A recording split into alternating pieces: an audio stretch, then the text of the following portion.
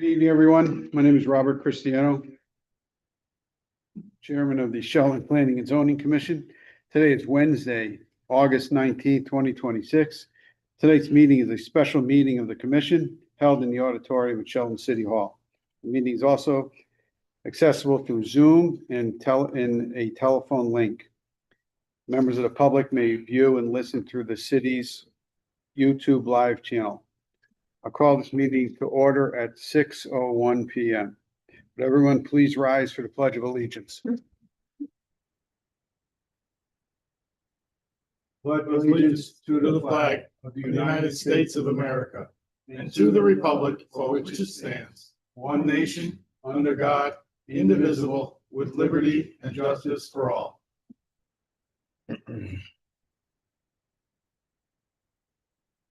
Thank you.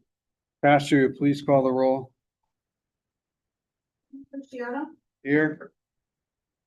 Commissioner Kelly, Commissioner Motto, here, Commissioner Harter, here, Commissioner Tiki is out today, Commissioner Apple, Here. Commissioner McGee is not online, Commissioner Bertola, myself, Alexandria Castro, Dominic DeGangi, Yep. Ava Martino, present. Nicole Guzman, present. Stephanie Chopino, Present.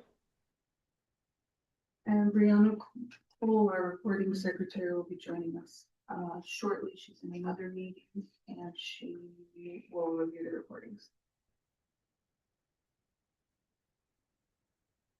Before we begin, I want to state how we will conduct ourselves during this evening's meeting. There are some rules of procedure for this commission, and they will apply to everyone in the room and everyone joining us remotely. All discussions go through the chair. If you wish to speak, ask a question, or respond to another commissioner, please seek recognition from the chair first. If you are joining us remotely through Zoom, use the raise your hand feature or dial *9 on your telephone. Just want to stress that this is important. Spoke to the Sorry, I just want to see who's seated. Commissioner Tiki, and Commissioner Apple. McGee's not here, right? No.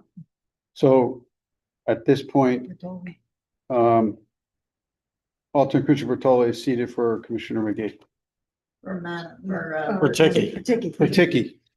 Right. Sorry. I assumed McGee was coming a few minutes late. Go back to what I was saying. I just want to remind everyone about speaking in turn. Spoke with the recording secretary, and there's some concern about the ability to properly record the commissioners as well as the speakers, as there's been folks talking over each other. So we need to make certain that we're going through the chair for questions. Continuing, please wait until you are recognized before you begin speaking. I will call on each of commissioner in turn, and everyone will have an opportunity to be heard. One person speaks at a time. Please allow the applicant, staff, or a fellow commissioner to finish their point before responding. If you would like to add to what a commissioner has said, seek recognition through the chair, and I will come back to you. Please state your name before speaking so that our recording secretary is clear as who is speaking. Comments and questions are directed to the chair, not across the table, and not directly to the applicant. The only exception to waiting your turn is if you need something repeated or clarified at the moment, and that request shall come through the chair. On each item this evening, when the discussion has run its course, I will formally close the discussion before we take a motion. Once discussion is closed, no further comment will be taken on that item until after the vote. These rules are not about limiting anyone. They're about making sure every commissioner is heard, that the record is clean, and that the applicants and the public in front of us receive a fair and orderly hearing. The next item on the agenda is the certificate.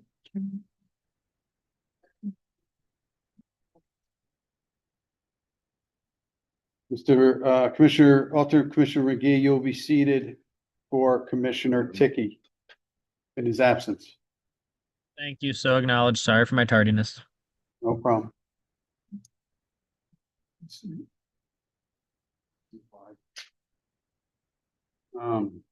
Next item on the agenda is application for certificates of zoning compliance.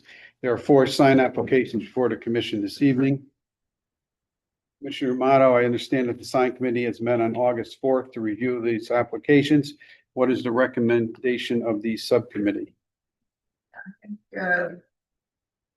We basically approved all of them. The first item, there was a suggestion, good suggestion from Wynn, that instead of having the sign facing the road, that it should be on each side. They have a pedestal kind of thing that signs are going on. So I think you checked with that, Ava. They are planning to go ahead with that suggestion. Yeah, it'll be on both sides, so you Yeah, can see it you from can both see sides. it coming and going head on. And I think that was the only deviation from what was presented. Approved all the other sides. Thank you. Does any commissioner have any questions on the subcommittee's recommendation? One for Atlantis, that's just a name change?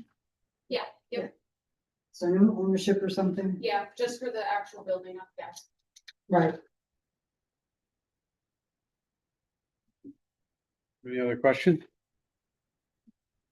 Now, it's nice to see a new tenant in the marketplace, taking over Taco Company. Yes. Okay. No other questions? Hearing none, I will entertain a motion to close the discussions at this time. I'll make that motion. For a second, Second. all in favor, say aye. Aye. I'll entertain a motion on the 4 sign applications as recommended by the subcommittee. Move to approve, Mr. Chairman. Second. All in favor? Aye. Any opposed? Aye.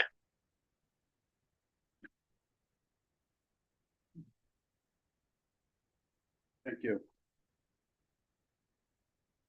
Next item on the agenda is new business. The following application has been submitted and is before the commission for acceptance and setting a public hearing.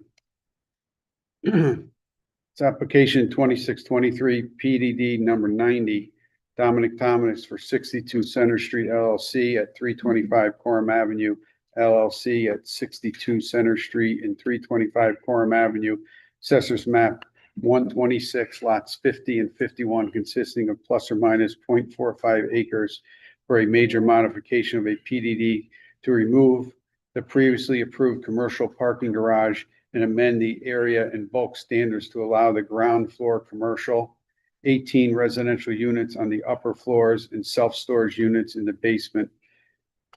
Ms. Castro, is the file complete for the purposes of acceptance? And are there any items that need to be acknowledged for the record? All items were submitted as the packet requires. Thank you. Does any commissioner have any questions regarding the acceptance of the application? Just one question, and I missed them, either I didn't read it right. The self-storage that's in the basement, is that related only to the 18 units or is that a private business? That was He was opening it up to the public. So it's a separate commercial business in the basement? I believe so. This is just a preliminary discussion. This could have changed since then. I would leave it to the applicant to be clear on what it is. He only identifies it as storage, and I believe he was opening it up to both tenants and public to rent out those spaces. But I would.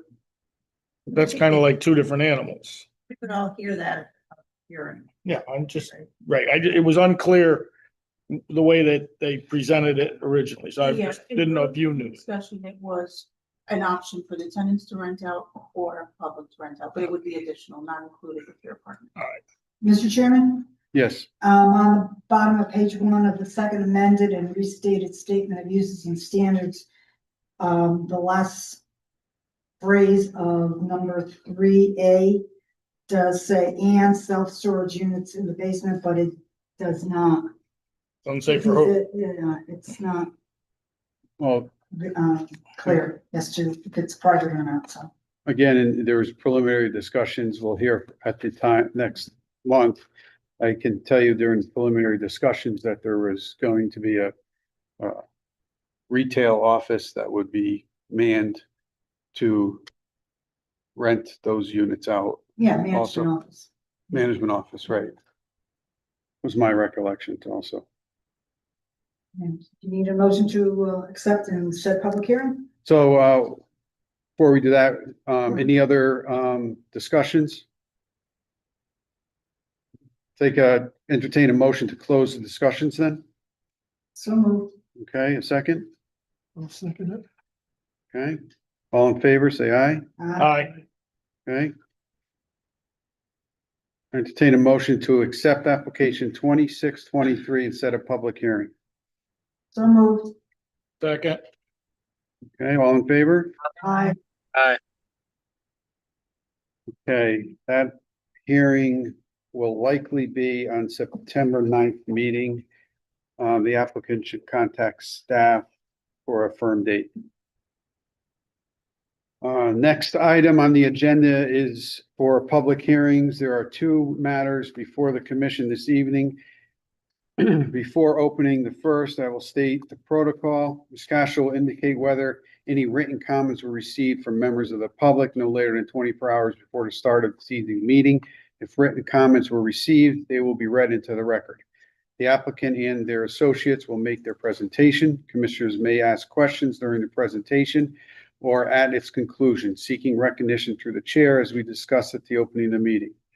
When we reach the public comment, the speaker or speaking order is elected officials of the city present in the auditorium, followed by elected officials participating remotely, followed by members of the public present in the auditorium, followed by members of the public participating remotely. Those in the auditorium will need to list their names on the speaker list. Those participating via Zoom should use the raise your hand feature, and those on the telephone should dial *9. Please state and spell your name and give your address so the recording secretary has a clear record. Each speaker has 5 minutes. Comments should address the specific criteria of the zoning regulations and the merits of the application, and should be new information rather than a repeat of what the previous speaker has said. Comments and questions are directed to the commission and not to the applicant.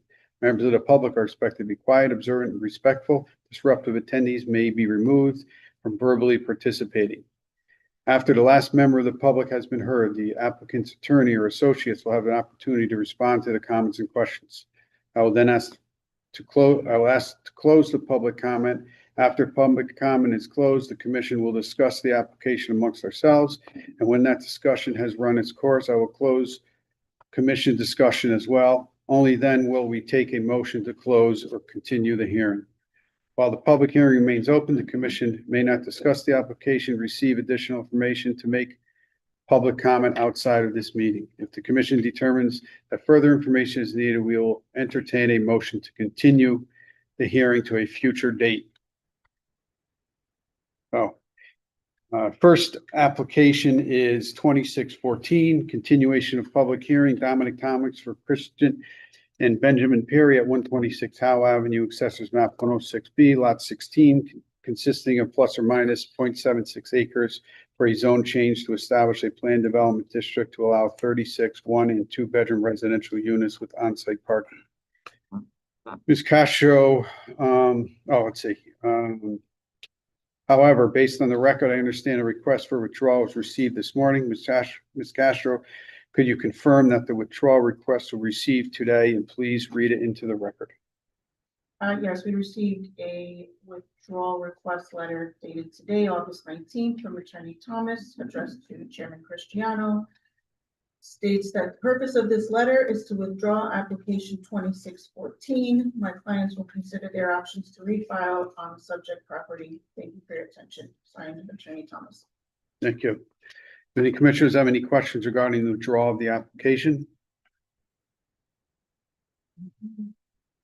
Okay. Hearing none, I will entertain a motion to close Discussions?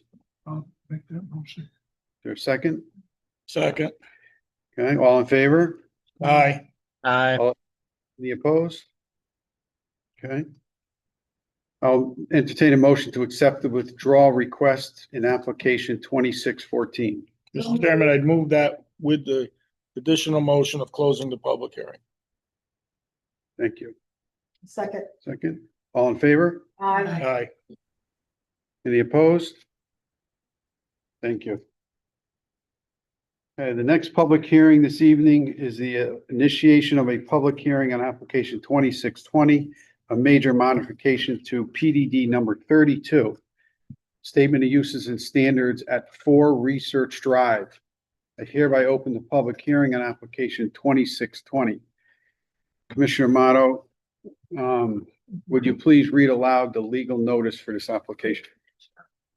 Initiation of application 26-20, Christopher Russo for 4 Research Drive Properties LLC at 4 Research Drive.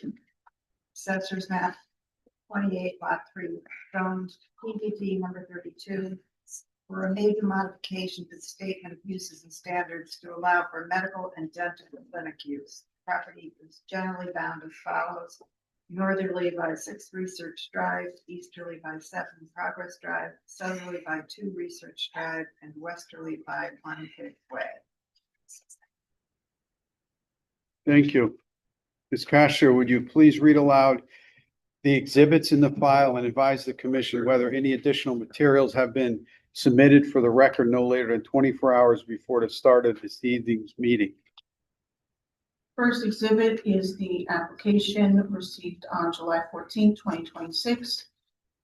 Exhibit 1 is a authorization letter dated, received on July 14th. Exhibit 2 is the proposed text amendment received on July 14th. Exhibit 3 is the text amendment narrative received on July 14th. Exhibit 4 is the land title survey dated December 2019, received on July 14, 2026. Exhibit 5 is the certified mail receipts received on August 6th. And Exhibit 6 are the sign posting photos received on August 6, 2026. No additional information has been submitted. Thank you. Sir, will the applicant please identify yourself for the record and proceed with your presentation?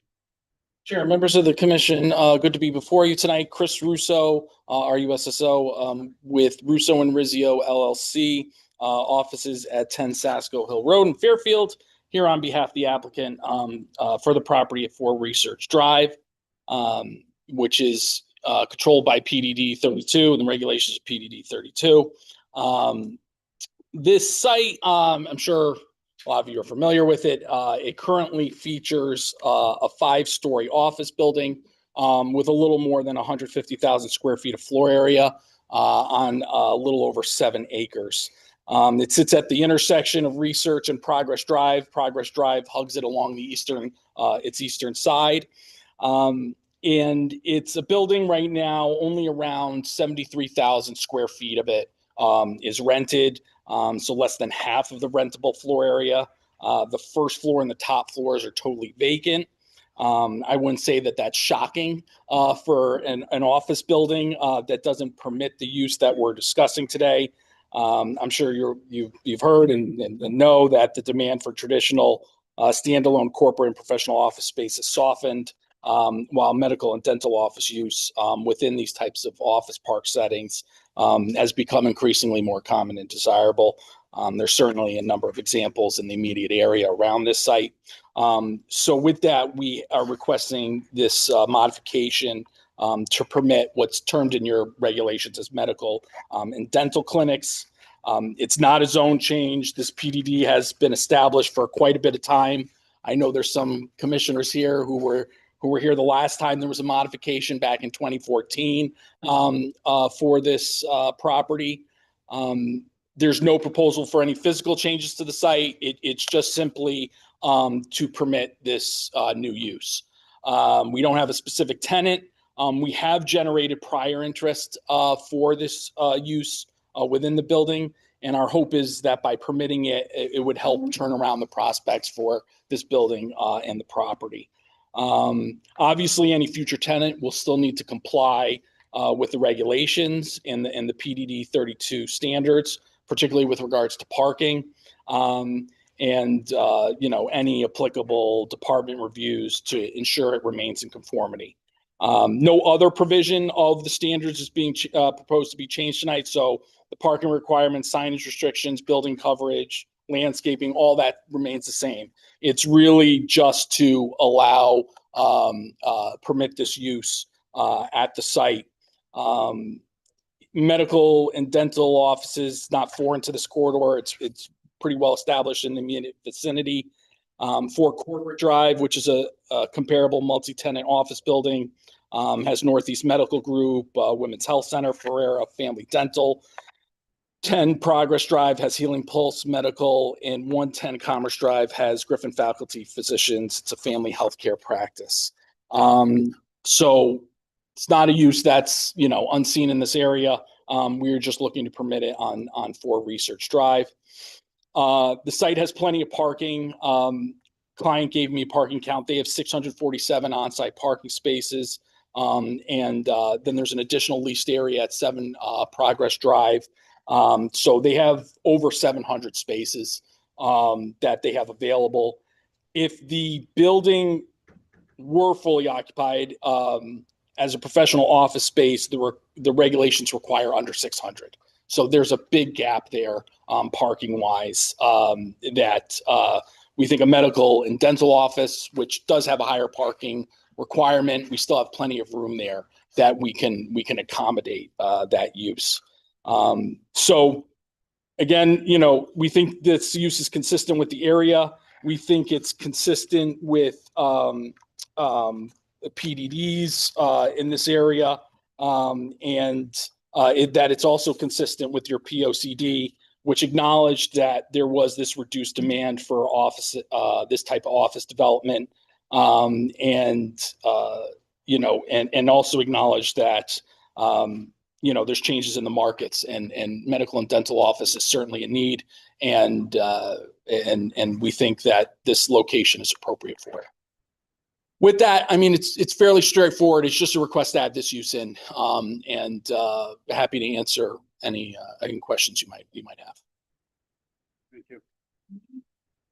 Any commissioners have any questions for Attorney Russo before we move on to the public comment, or you like to wait until after the public comment?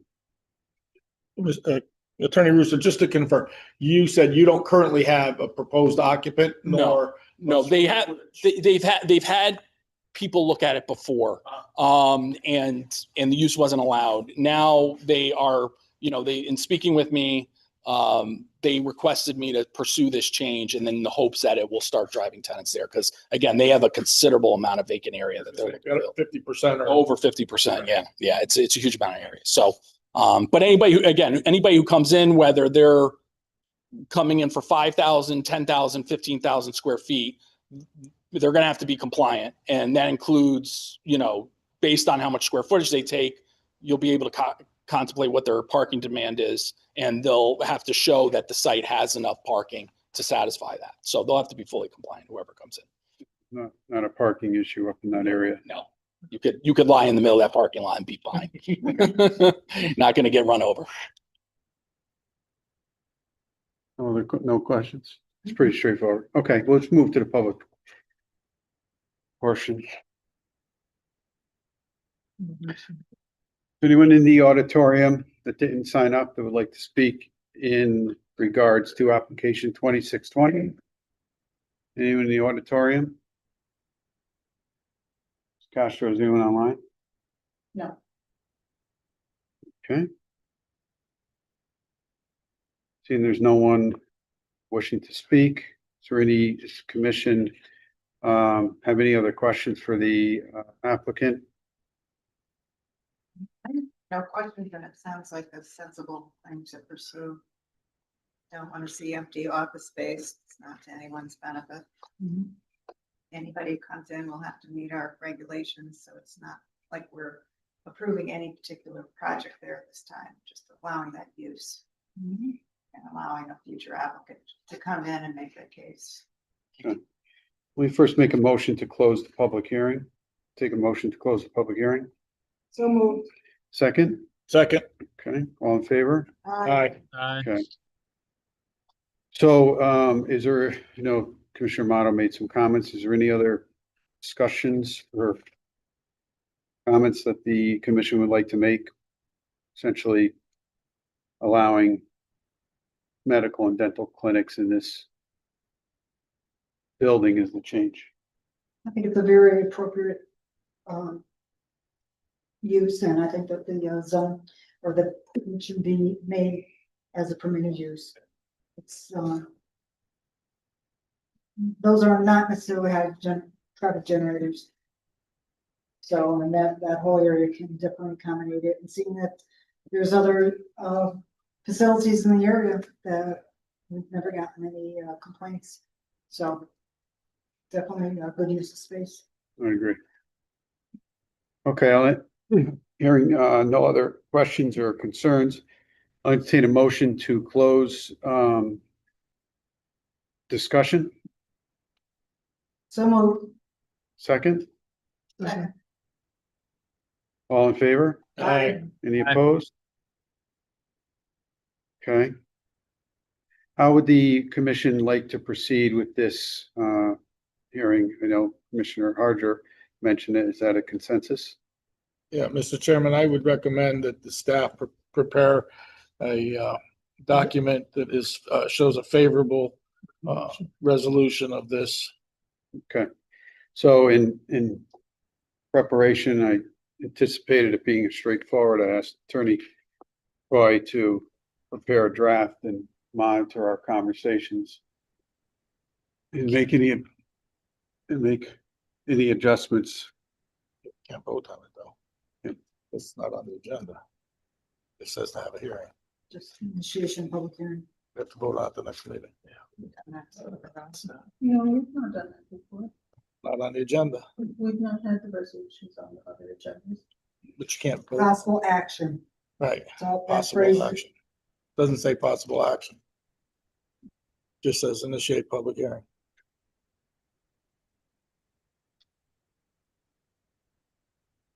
Attorney McCoy, do you have a comment on it? It's a special meeting. Yeah, I mean, you could, yes, if you believe it's not clear, then yes, you could have it come back at the next hearing. The resolution's prepared. It was sent to the staff, so. Could the committee vote on having No, a it's a special resolution? Special meeting, we can't add anything I'm to just the saying. agenda. Attorney It's McCoy, a- is your interpretation that we cannot I think vote that's right. on the resolution? It's a special meeting. He's correct. You can't add an additional agenda item. Okay. So I should have. Thank you for bringing that up. No problem. We will continue this until the September 9th meeting, and we will ask you to make any other adjustments to the resolution that you started and have it ready for the next meeting. Yes, sir. Sharon, will the commission be sent a copy of it to review ahead of time? Yeah, we didn't have it ready today, yes. So we'll have it. Then matters of. Yeah. Okay, thank you. So the next item on the agenda is other business. There are right? Yeah. There are 3 applications before the commission for review, discussion, and possible action. The first item under other business is application 2618 English Estates, a subdivision at 19 English Lane to allow 4 single-family lots, 2 of which are interior lots. Ms. Castro, would you please read aloud the exhibits and the file and advise the commission whether any additional materials have been submitted for the record no later than 24 hours before the start of this evening's meeting? First item is a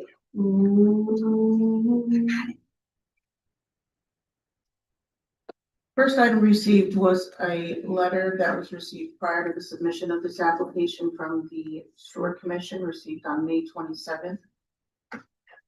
First exhibit is the application, received on June 10th, 2026. Exhibit 2 is the statement of uses and standards, received on June 10th.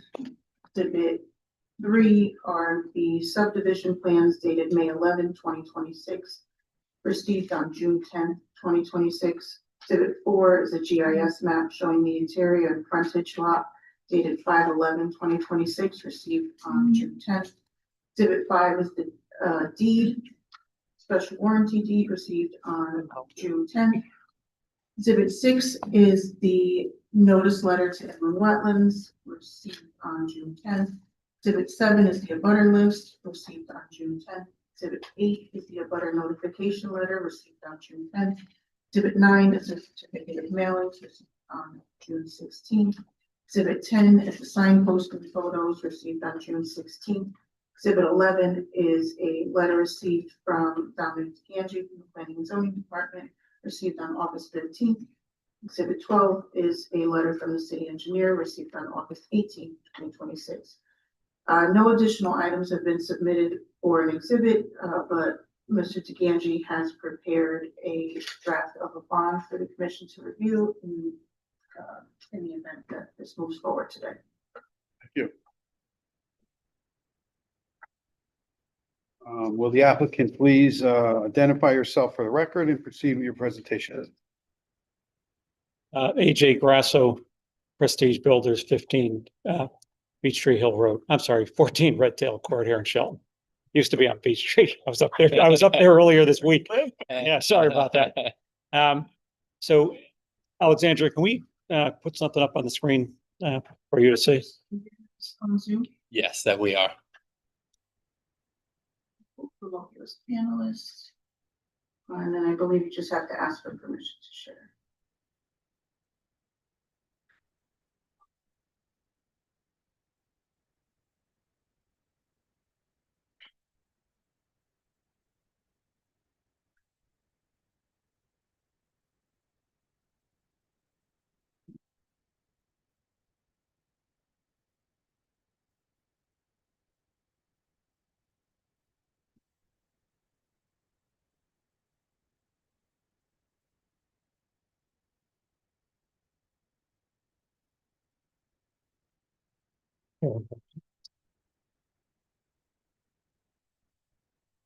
What's up?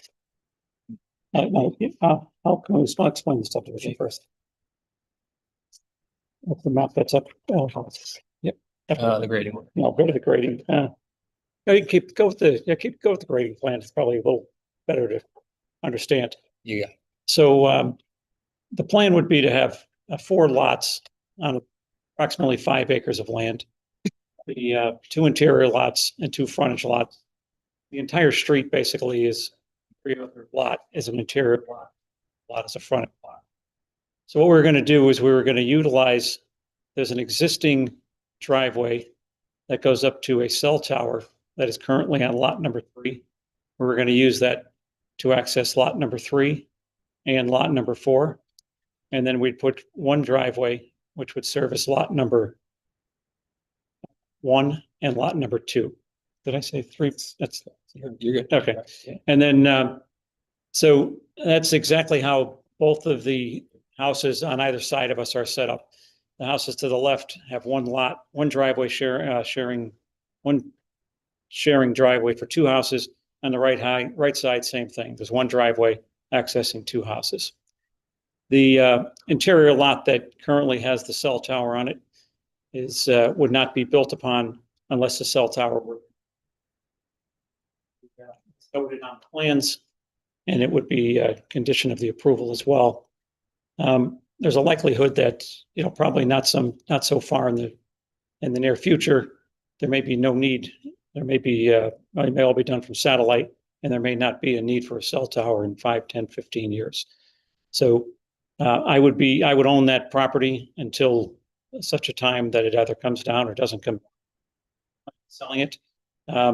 Because I believe at some point, it may not be in my lifetime, but hoping I live long enough to see the cell tower come down and be able to build on it. If not, it'll be with my family. The good news is if it's owned privately by the person who does not own the cell tower, if the cell towers became obsolete and the cell tower owner decided just to abandon the property, the cell tower would stay there and not be taken down. There's incentive for me to take it down if the cell tower was no longer in use. I think that's the general explanation of it.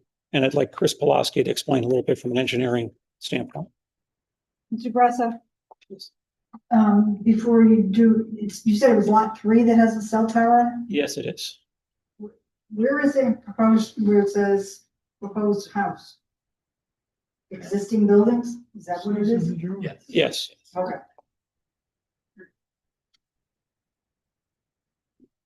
All right. Thank Thank you, you. AJ. Thank you, AJ. On behalf of the applicant, my name is Chris Pulaski. I'm a licensed civil engineer, C&K Engineering, offices here, Howe Avenue in Shelton, Connecticut. From an engineering standpoint, just want to go over some high-level items. So we only have one new curb cut on this property. So again, that existing drive that you see right above the words lane will remain. That will be one of the 2 shared drives that goes up to lot 3, as AJ mentioned. The only other new curb cut, because again, that one's going to be remaining, is going to be for lots 1 and 2. Again, they will have a shared common drive. From an overall parcel standpoint, this is an as-of-right subdivision. We are going to be paying, or the applicant will be paying, a fee in lieu of open space. There are no wetlands on the property that we have known, that are known. We, as Alexandria mentioned, we do have the sewer approval in hand, and that's been submitted for the record. We did stormwater testing out there, soil testing for stormwater systems out there. The town engineer has reviewed our initial designs and has issued a satisfactory letter. That also should be in your packets.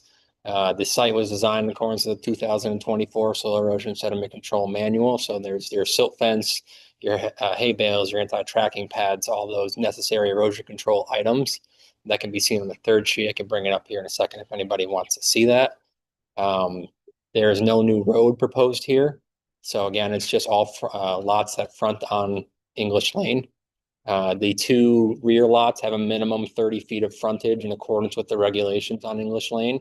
The other 2 lots, so lots 2 and 4, provide the minimum 135 feet of frontage per the regulations.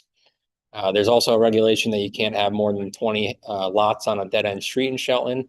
Even with the addition of these 4 lots, that would only be 18. So we're in compliance with that regulation as well.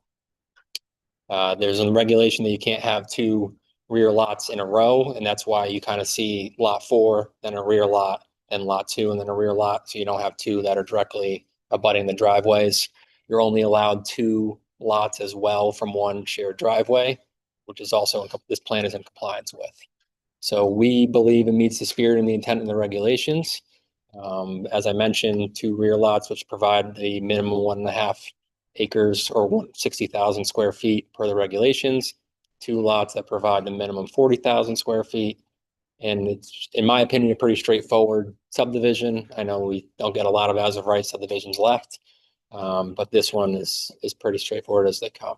And just a side note, the reason for the shared driveways in the rear lots is, as AJ mentioned, the street is pretty much 1-to-1 for a shared driveway or a rear lot and a frontage lot. The topography is quite steep to get into these lots. So instead of doing blasting for each driveway and making a mess of the hillside, you want to try to cut down on that as much as possible. You also reduce the number of curb cuts on the street as well. So that's the reason that we're trying to do this and share the driveway instead of just doing, 1 driveway for each lot per se. Be happy to answer any questions that anyone may have at this time. Just for clarification. Subdivision will be for 4 lots. Correct. But you're only gonna build on 3. Is that correct? That is at this correct. point? Yes, one of the, and there's a note on the plan that the lot number 3 would not be built on unless the cell tower were to be removed. Right. One of the thing I wanted to point out that I forgot to mention in the beginning, the driveway that currently services the cell tower comes in almost midway on lot 4. And then what it does is it sweeps up through lot 4 and goes back up to lot 3. Gets up about when it, if you look at the plan, if you look at the site plan, as it comes up, as soon as it hits the 30-foot access way to lot 3, we're going to relocate the driveway to lot number 3, so that the cell tower access way will basically no longer be on lot 4 near the house. Is there a better place for you to, is there a better way for you to see it? Yeah, I can zoom in. It's back here. He's going to zoom in a little bit too, so we can see it. Yeah, I know, but I got like 14 Yeah. questions. that's where it is now. Mr. Grasso, maybe you can, I, Yeah. I understand that cuts and not cuts, but you've got this driveway that's now got another 25-foot easement across the front of lot 4. Yes. Wouldn't it be simpler to put the entire driveway in the right of way to lot 3 and then just do a spur off to lot 4? Yes, except what's going to happen then is then we're going to be doing more excavation and more, it's going to look more disturbed on the, on English Lane. We can certainly do that, but it's steeper. We're cutting across the grade where the driveway currently goes, as opposed to going straight into the grade if we were to use the lot 3 access way. So that's why we're willing to share it for the first portion. Second question on lot 4. A concrete pad is shown in the upper left-hand corner, and you show an easement that cuts diagonally through the left-hand corner, but the concrete pad's not within the easement. Isn't the easement belong to the cell tower? Is there another map with an easement? Do we have the easement map by any chance? I don't have, right here that shows it here. Okay, zoom in a little Zoom in bit if here. you would. Yeah.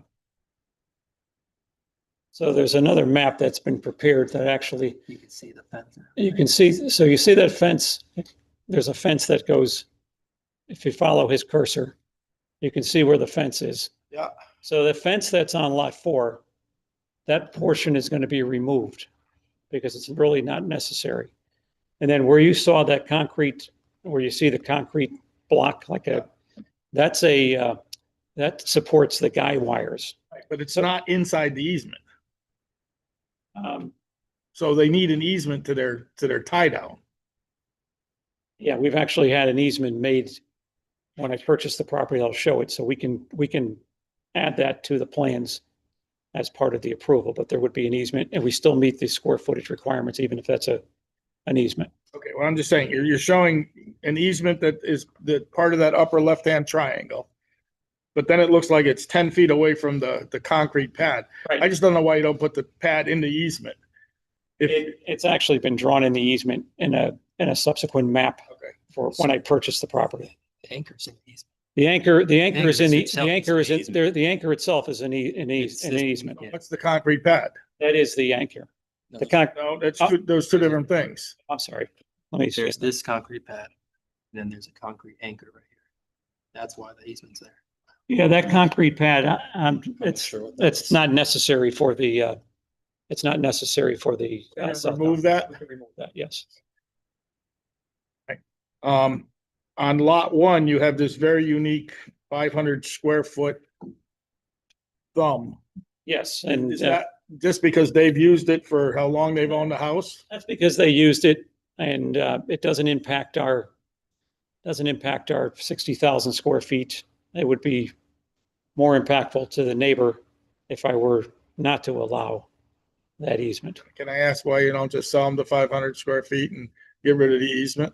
I could see if he'd like that. I mean, I can do that after an approval as well. So it's not a bad idea to just transfer it. I don't think it No, would. it's not a big deal. That wasn't included in the lot area, so we don't, they don't. Yeah, no, that- way. It's Yeah, there. Yeah, that And makes it's sense. like somebody's parking in your front yard and, next thing you know, they got a trailer and then somebody's living in the trailer. And no, I don't know anything about that. Understood. Yeah. Selling it is- I spoke with I went over, I saw that, I generally go in advance and speak to the neighbors. I spoke to the neighbors on the left side. I spoke to the neighbors on the right side. Yeah. But yeah, it's a good idea to just go ahead and Selling the- make him the owner. I have a question, Mr. Chairman. Sure. Is it because of the topography of these 4 lots that you can't take where you're going to move the entrance between 2 and 4 that goes up to 3 and somehow eliminate that new curb cut on the left side of 2? Is it so that it's one driveway? So the left side of 2 where the driveway cut is, there's going to be one driveway at the street. It's going to go up and it's going to go to the right to lot 2 and continue to lot 1. I'm not sure what the, One in the middle, that's. oh, so you want to know why I don't just utilize lot 3's? Well, that's a steeper section. You only can have 2 lots on one common drive. You can't have 3. Right. Right, I wouldn't come across that. Yeah. Okay, Sorry. Good, I think that's important for that to get put on record. I missed that. I'm sorry, I didn't quite understand the question. Mr. Ganji, you have a question? So is the fenced in area for the cell tower a lease to the cell tower? Yes. No, yes, it's a lease to the cell tower. They'll maintain, they'll insure it, they'll maintain it. And I'm going to put, around any of the guy wire, piers, we'll have a 10-foot fence around 10 foot away, so no one can get to the guy wires. Is that in that new easement in the upper left-hand corner of 4? I'm talking about when you showed before, the cell tower had a fence that actually was on 3 and 4. Correct. That fence is coming down. They don't need it. Okay. What happened to the lease? The lease of the cell tower, they keep the lease. I don't have, when I purchased the property, because I've now purchased it, the understanding is the fence is coming down. They'll maintain, the fence that's around the actual facility will remain. And they have a lease on on my property. So they were paying the owner rent for the lease? No, they owned both before. They owned the whole property. So they wanted to sell the property, reduce their property taxes, because there's almost 4 acres of that property they're not using. So that's why they contacted me and So you're gonna rewrite a lease to just cover the area in Already lot been- 3? yes, that's already been done. Yes. In simplest terms, we're detaching the land that's not necessary for the cell tower and building single family homes on it. That's the application, basically. Well, I have one more question. Sure thing. As someone who owned a lot that looked a little bit like lot 4, is there any way to draw a straight line and get rid of that spike strip that runs behind the Rich property and put that into lot 3, or do you really need that square footage? I believe we need that square footage. Right? Yes, the reason is we don't want to bring the cell tower out of conformance with the setbacks. If that makes any sense. So if we come across the front, now that existing cell tower is too close, I believe. No, I'm talking about this wedge that goes way out here. Right, but if we to eliminate that wedge, you'd have to bring this up, and that would be too close to the cell tower, if that makes any sense. Yeah, there's not, and there's, You don't have enough just to eliminate it completely? no, I and don't think so. that strip, although it's a funny shape, it doesn't stop anybody from getting somewhere. It's No, I not, understand. but no, if it could have been done that way, we'd have done it that way.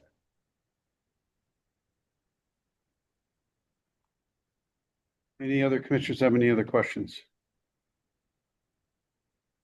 Any other questions? Okay. Just hearing the- none. Just Sorry. one, just on the map, the plan references a 1955 map of the property. And just so there's no issue about subdivision versus re-subdivision, why is that? It seems to lean, like you said, towards the subdivision, but why does it reference that other map? I'm sorry, where are we? referencing Just- on the plans? It references a 1955 map of the property. And then you have, so it's not, I mean, to just confirm it's not a re-subdivision because of this reference to that map.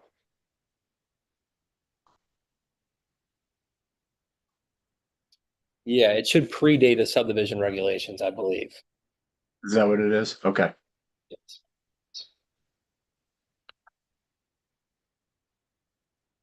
Okay. Thank you. Okay, no other questions. I'll entertain a motion to close discussion. Make that motion. Is there a second? Second. Okay, all in favor, say aye. Aye. Any opposed? Okay. Seeing there is, discussion is closed. I believe Attorney McCoy has prepared a draft for resolution on this matter.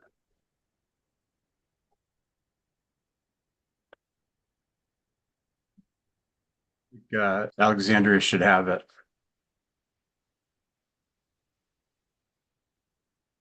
Does anyone have any questions or comments prior to us? Do we have paper copies of it?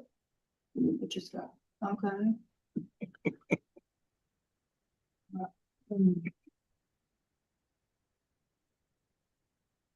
Before we get into that, is there any discussion that we'd like to have before get the final draft or edits to the resolution?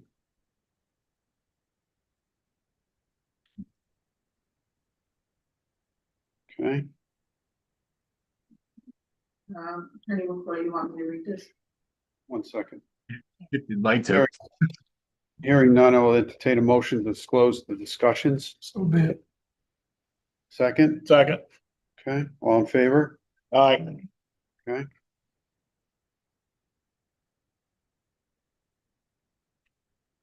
So I'll entertain a motion on the resolution for application 2618, right? So once we move forward, correct? Yeah. So you're gonna read now? Resolution of approval subdivision application 2618 English Estates, City of Shelton Planning and Zoning Commission, application 26-18 English Estates, location 19 English Lane, assessors map 76, lot 13, R1 zone, owner is GTC UNO LLC, applicant developer is H.A. Grasso of Prestige Builders LLC, proposal of a 4-lot, single-family residential subdivision, 2 interior lots, public water, public sewer, no new road. Whereas GTC UNO LLC by its applicant and developer H.A. Grasso of Prestige Builders LLC submitted application 2618 on June 10th, 2026 for approval of a subdivision on the property at 19 English Lane, assessors map 76, lot 13, in the R1 zone of the R1 district into 4 single-family residential lots, 2 of which are interior lots, pursuant to Connecticut General Statutes H-8-25 and the Shelton Subdivision Regulations, Connecticut General Statutes. I have a typo after the regulation. You can skip that. I'm sorry. Connecticut General. It just has to go up to the regulations. I'm sorry. In the Shelton subdivision regulations. You can, On the English Estate subdivision plan prepared for Prestige Builders LLC by Nowakowski, O.B. Michow, and Kane and Associates, sheets 1 through 4, dated May 11th, 2026. And whereas the applicant posted the required sign on the property, sign posting photos, notified abutting owners within 100 feet, a butter list, a butter notification letter, filed a certificate of mailing, certificate of mailing, and gave notice to the application to the Inland Wetlands Administrator, notice letter to Inland Wetlands. And whereas the commission finds that the subdivision plan conforms to the applicable requirements of the Shelton zoning regulations and subdivision regulations in that each of the 2 frontage lots satisfies the R1 Schedule B minimum lot area, 40,000 square feet, Lot 2 is 41,256.8 square feet. Lot 4, 40,294.1 square feet. And the plan otherwise meets the R1 area frontage requirement, frontage square and setback standards. Whereas the commission finds that the 2 interior lots are permitted in the R1 district and satisfy in section 2411 of the Shelton zoning regulations, and that the number of interior lots, 2 and 4, is within the R1 maximum of the greater of 15% of lots or 3 lots, each interior lot exclusive of its accessway exceeds 1.5 times the 40,000 square feet minimum. Example, 60,000 square feet, lot 1 net is 60,596.7 square feet. Interior lot 3 net is 60,537 square feet. And each interior lot has the required unobstructed accessway with a minimum width and frontage of at least 30 feet with driveway, 40-foot setback, and mapping consistent with section 2411. And whereas, as required by the opening paragraph of section 24.11, the commission determines that the development of these interior lots is in the best interest of the city of Shelton and will allow proper and orderly utilization of the land residential purposes consistent with the established pattern of interior and frontage lots on English Lane. And whereas the city engineer has endorsed the plans for approval and confirmed that the subdivision is on an existing city street requiring no additional modifications. The city civil engineer found the application in compliance with the subdivision regulations, subject to soil and erosion recommendation, and the Water Pollution Control Authority endorsed the application, confirming each lot will be served by its own separate sewer lateral with no impact on the sewer mains. WPCA comments on 19 English Lane. Now therefore, be it resolved that the Shelton Planning and Zoning Commission approves application 2618 English Estates as shown in the above referenced subdivision plan, subject to the following conditions. 1, the erosion and sediment control. The applicant shall incorporate the civil engineer's recommendation that hay bales be installed inside the silt fences to add stability and trap fine sediment, and shall maintain all soil, erosion, and sediment control measures in accordance with the 2024 Connecticut Soil and Erosion Sediment Control Guidelines. 2, interior lot mapping. Prior to endorsement, the record map shall clearly show for each interior lot the accessway limits by a dashed line, the calculated net lot area exclusive to the accessway, and the required minimum 60-degree divergence of the property lines commencing at the termination of the accessway, all in conformance with section 24.11.2. Accessway easements. The applicant shall confirm to the satisfaction of the commission and its counsel that the access easement affecting lot 1 accessway in favor of lot 2 and the 25-foot access easement over lot 4 in favor of interior lot 3 are consistent with the unobstructed legal exclusive accessway held in the same ownership as the interior lot requirement of section 24.11.1. or otherwise qualify as permitted shared driveway arrangement under section 24.11.3. Number 4, open space. The applicant shall pay a fee in lieu of open space in the amount and manner required by the subdivision regulations, Connecticut General Statutes 8-25. That's a typo, that second part. Sorry, I was cutting and pasting. Number 5, waivers. Any subdivision waivers requested by the applicant are granted only to the extent stated on the record, and each such waiver is approved by the 3/4 vote of all members of the commission, with the reasons for each waiver stated in the commission's record as required by Connecticut General Statutes 8-26. Number 6, bond. Prior to endorsement, the applicant shall post any financial guarantee bond required by the city engineer for private driveway, erosion controls, and other improvements in a form acceptable to the commission. 7, individual lot review. Each individual lot shall be reviewed for conformance to the City of Shelton Engineering Department standards and at the building permit application phase. 8, Endorsement and filing. The chairman or secretary shall endorse the approval on the record map, and the applicant shall file the approved plan in the office of the town clerk within the time required by the Connecticut General Statutes 8-25. Be it further resolved that the secretary shall cause notice of this decision to be published and provided as required by law.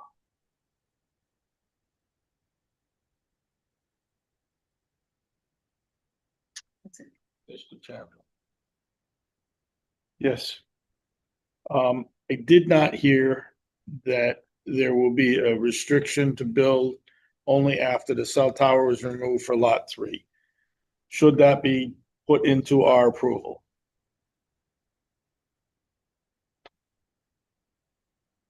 Could be a condition. Yeah. Well.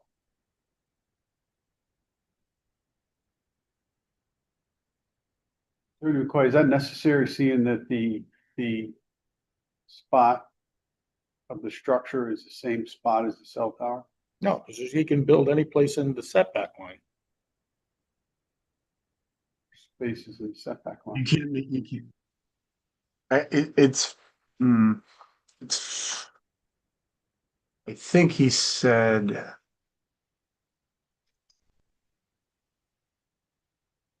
Does it have to be in the resolution? I don't think He it made it does. clear that, he made it clear that was his intent, make it a condition. Yeah, why don't you, if you'd like, you can add that as an amendment to that. Just that it would be, subject to. Subject to removal of the cell tower, prior to, building on lot, or is it lot 4? Lot 3. Right, lot 3. Yes. Was that, The applicant, okay with that? is this procedural, does that have to be proved or confirmed by staff? I don't know how it needs to read in the. You can just add it in, subject to remove of the cell phone tower prior to, construction. Prior to Let me just- permit, issue? Prior to a building permit being issued. Prior to a building permit being All issued? right, let's start from the top, guys. How we right? Yeah, that's good. No, say it again. We went through a lot of we could, so which one are we going with? So Are you writing it, Jason? I'm just Or- I'm trying to write it. I think, let's see. Approvals subject to removal of cell phone tower before, building permit is issued on lot 3. no, 3. Right. Subject Um, to Removal of cell phone tower before, I think he's writing it. Oh, you're writing it. yeah. before permit is being issued, before the building permit is issued on lot 3. Yep. You just add that as an amendment to it. Subject to the removal of cell tower prior to the issuance of building permits. That we're Yep. Do you need Mr. to Ganji? include the termination of the lease? very Mr. Ganji? Do we need to include the termination of the lease? I thought that's where you were going with your question earlier about the termination of the lease. Or I thought that's why you were asking that question earlier. Is that the reason? Lease in it. subject to the removal of the cell but- tower and But there's Termination of the lease. Yeah, but Termination of the lease. yeah, but They would be Is one it- and the same. But is it our issue whether or not power's down? Is it our Yeah. concern who owns the property? What if the In theory, what if the cell tower company wants to build a house there after they tear it down and the owner allows it? It's not our determination to say who can build the house or not. They just have to build the house when there's no tower. Except the lease isn't on the entire parcel. The lease is only on Yeah, well, why do we care about the lease? All we're caring about is the structure. because It's been approved. We're just approving the structure. We're not approving who owns the, I doubt it occurs, but we shouldn't be in putting in restrictions on it that are beyond our purview. Is there any other comments or conditions that we think that were not covered? No permit or certificate of zoning compliance shall be issued for construction of dwelling on lot 3 until existing communication tower has been removed.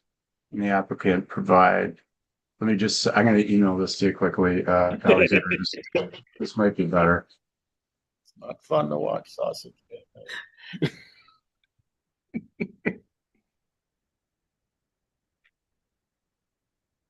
Okay, as you're doing that, is there any other comments from the commission, questions or concerns with the resolution?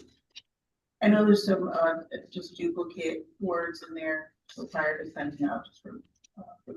Right, the ones we talked about and his typos that he mentioned, okay?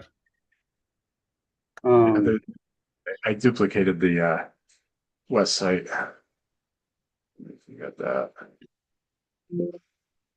I'll entertain a motion on the resolution of application 2618 for subdivision at 19 English Lane to allow 4 single-family lots with the modifications of the resolution and the conditions as stated.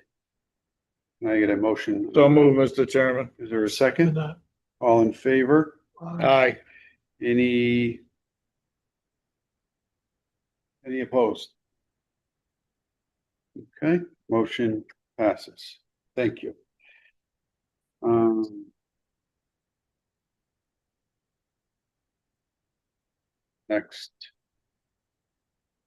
Next item under other business is application 2619, the Burns Family Estates, a subdivision at 0 Waverly Road to allow 3 single-family lots. Ms. Katz, would you please read aloud the exhibits? Sure. Get lost.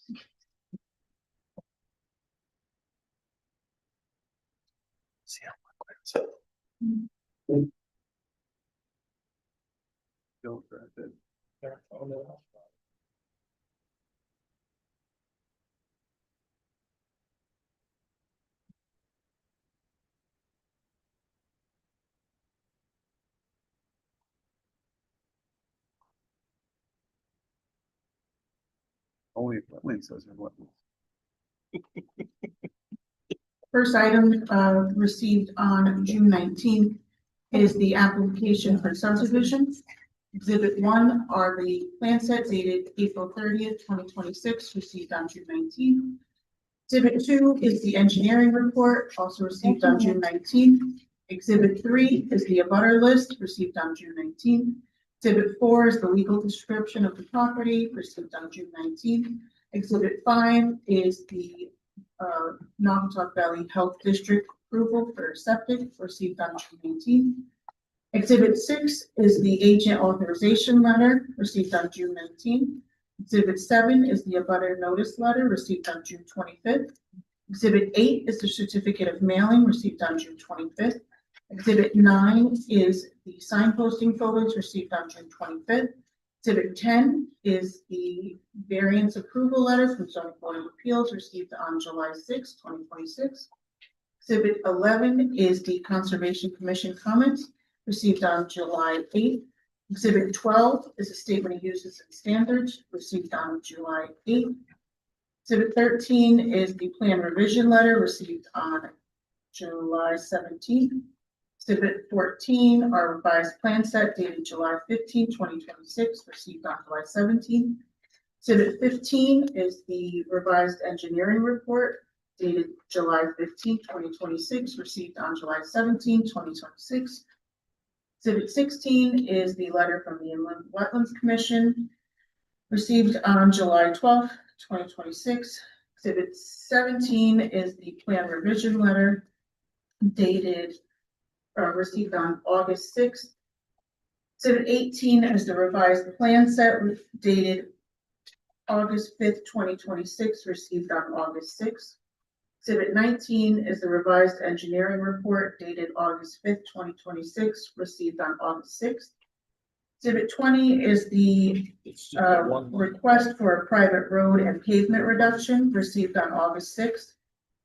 Exhibit 21 is a comment from Dominic DeGangi, received on August 13th. Exhibit 22 is comments received from the city engineer, received on August 18th. We received today, you'll see that there was a letter submitted by the city engineer yesterday. The applicant has since spoken to and responded to and addressed comments from the city engineer. We did receive a letter today. I could not put it into the record, but I do have it, so I will read it. The letter is addressed to myself, dear Ms. Castro. Revisions and comments satisfactory to the office of the city engineer have been received for the above referenced subdivision from the engineer of record, Chris Pulowski, PE, C&K Engineering. So it addressed everything. Thank you. Will the applicant please identify yourself for the record and proceed? And also know we do have a bond Yes. prepared. Good evening, everyone. On behalf of the applicant, my name is Chris Pulowski. I'm a licensed professional engineer in the state of Connecticut, owner of C&K Engineering. Office is located at 415 Howe Ave here in Shelton. So we're here to discuss a 3-lot single-family subdivision as of right on Waverly Road. There is no address, so we're just going to refer to it as map block lot 44-61. Just to kind of address some of the things, I apologize for all the exhibits that you have before you. This project has taken a little bit of a peculiar path with kind of some twists and turns, but the plan set and everything that you see before you is our final path forward and final plan forward, which I'm going to discuss tonight. So there was comments received from the town engineer on August 18th, and there's just a little bit of ambiguity in the response from the town engineer. So we responded to those comments, and then you received the letter, or the town staff did receive another letter from Rimis, and that's what Alexandria just mentioned to you all. But I do have a copy of our responses that we did submit. Let's submit that.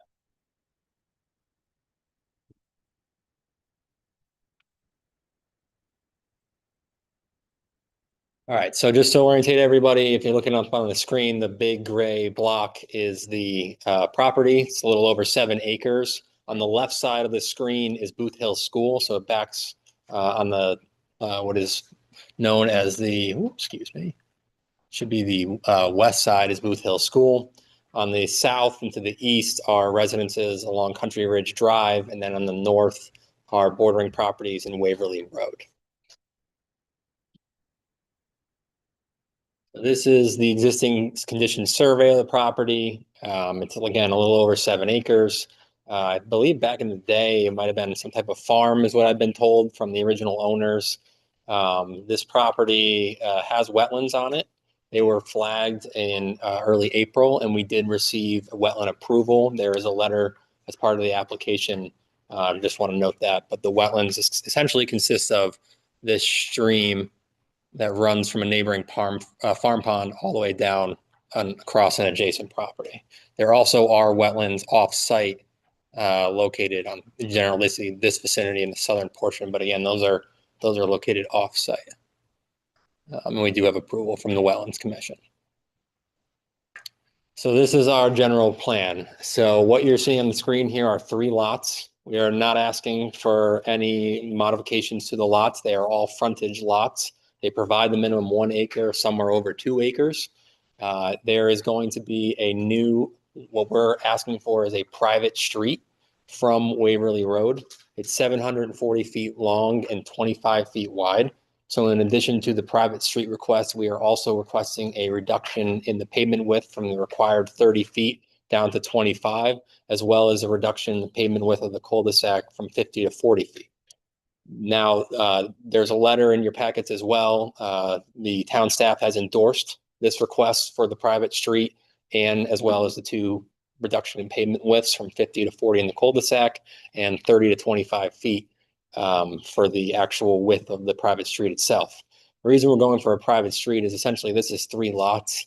There's not going to be a lot of traffic here. There's no reason to add all the extra increased impervious area from that would come with a 30-foot wide road, and a fire truck can navigate the 40-foot turnaround. So again, that's why 40-foot radius, it's an 80 feet actual wide turnaround.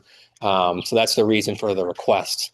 There's already that wetland stream that runs through there, and we didn't want any more disturbance, if you will, within the regulated area that's necessary, and also have to treat that additional stormwater runoff. And 25 feet wide is also plenty wide to get a fire truck up and down there with no issues. Even if there was a car coming out and the fire truck's coming in, there's plenty of room for that passage to happen, if you will.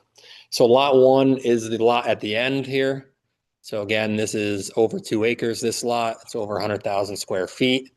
Then you have lot 2 to the next, to the right of it, if you will. Give me just 1 second here. That lot is 1.48 acres, and then the last lot will be lot 3, and that is located closest to Waverly Road, and that'll be 1.83 acres. Again, they're all frontage lots. We have all the minimum setbacks and everything met. We're not asking for any waivers or anything, any interior lots or anything of that nature. There is, so we did go before Conservation Commission, and we do have a favorable recommendation from them. We originally proposed in the first plan set a 30-foot conservation easement abutting the Country Drive or Country Ridge Road neighbors. We've since increased that to 50 feet.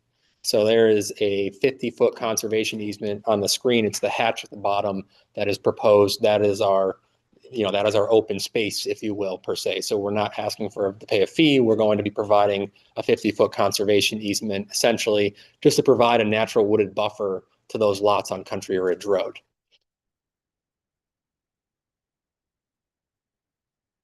So again, this is just our site plan, if you will. You can see the schematic house layouts there. All of the houses would have to come before the town staff, not before this commission, but before the staff for review and approval of the engineering and everything before they got a building permit. So this is just for the subdivision at this time. In the rear of the property or the bottom of your screen, you'll notice there's a thick line along the edge of the conservation easement. We are proposing a retaining wall on that side of the property. I'll get to that in just a second in the grading plan here. But essentially, the high point of the site is along the Booth Hill School border on top of the screen. So the water sheet flows currently in its existing conditions across the site. But in order to make nice, flat, or relatively flat backyards, we are proposing a retaining wall just outside of that conservation easement and then going to fill behind that retaining wall to bring up the grade. There is probably a 40-foot grade change from where the cul-de-sac is down to the wetland area in the bottom right of the screen. The wall won't be nearly that tall. It's going to be between 8 and 14 feet, I would say, at its highest point, but just to make a nice, pleasant backyard. And it also it creates a permanent border, if you will. Right? You can't go beyond the wall because you don't want to impact that conservation easement. So it kind of is twofold in the construction of that wall. But again, you're seeing the single family houses here. So when you come in from Waverly Road, the private street will extend all the way up 740 feet to that cul-de-sac. We are collecting all of the water essentially near the stream crossing or the wetland crossing.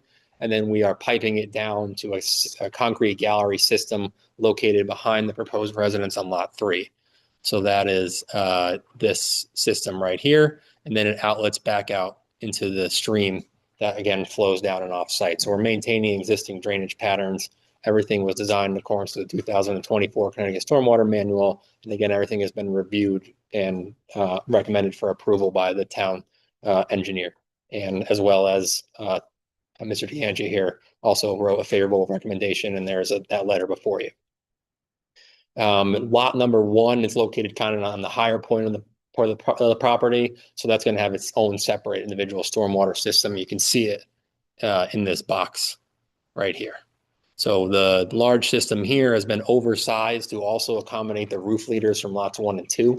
So there's going to be a drainage easement shown on the record subdivision map. It's also shown on the site plan that you see before you. So that large system will accommodate not only the private street, but also it's been oversized to accommodate any impervious area from the houses and the driveways for lots 2 and 3. And again, lot 1 is going to have its own stormwater system. So this is our roadway plan here, our private street plan. So again, comes in from Waverly Road. The property, we have before you an approval from the Naugatuck Valley Health Department or district. So all the preliminary septic layouts, we did soil testing out there with them. And they've all been approved for preliminary layouts. And then this is going to be served by public water. So we have an application and we've had many discussions with Aquarian about the extension of the public water main down to the end of the cul-de-sac. There's going to be a hydrant at the end of the cul-de-sac as well for fire department use. There's going to be underground electric. So there's a riser pole on Waverly Road. It's going to come down and underground electric all the way into the site. So water, public electric, private sanitary sewer systems. There is no gas at the property. So there may be propane tanks of that nature, depending on what the individual homeowners want to do. This is a family estates, so my client is looking to have his family essentially live in these 3 lots. So it's not being, at this time, the plans are again to keep it in the family, if you will.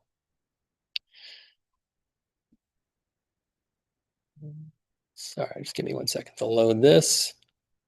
So this is our soil erosion and sediment control plan. Again, everything's been designed in 2024, Connecticut Soil Erosion and Sediment Control Guidelines. We're less than 5 acres of disturbance here, so we do not need a Connecticut deep permit. You'll see there's sediment traps, there's an anti-tracking pad, there's all the silt fence, there's hay bales near the wetlands. Everything of that nature is shown on this plan. And that is pretty much the summary of everything. So just to recap, we're asking for private street in lieu of public right of way, but the necessary land area for the right of way, the 50-foot is provided. We're asking for a pavement reduction for the private street from 30 to 25 feet. We're asking for a pavement reduction from the cul-de-sac from 50 to 40 for the radius. We're proposing 3 lots on a little over 7 acres. There's a 50-foot conservation easement. We have wetlands approval. We have Naugatuck Valley Health District approval. We have a favorable recommendation from the Conservation Commission. We have been in discussions with the public utilities. So I believe this is an as-of-right subdivision. So other than those 3 requests, the 2 to the pavement and the 1 for the private street, I believe this meets the spirit and the intent of the regulations as presented. I'll be happy to answer any questions you may have at this time. Thank you. Thank you. So the southern properties there, what are they again? Beyond the Bottom of the page. Beyond the 50-foot buffer.